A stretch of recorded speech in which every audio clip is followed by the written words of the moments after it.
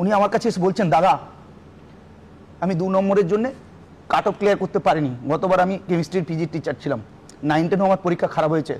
পরীক্ষার আগে আমি আমার বাবাকে হারিয়েছি, আমার একমাত্র সন্তান হারিয়েছে। বলুন তো কোন যন্ত্রণা নিয়ে সেই লোকগুলো পরীক্ষা দেবে? কোন যন্ত্রণা নিয়ে? কত ম্যাডামের বাচ্চা নষ্ট হয়ে গেছে, পাগল হওয়ার মতো উপক্রম হয়ে গেছে সবাই। এখানে আপনারা রাজনীতি চমকাচ্ছেন। বাংলা সন্তান নয় আমরা? আমাদের কথা কে ভাববে? বিচার ব্যবস্থা ভাবছে না, রাজ্য সরকার ভাবছে না,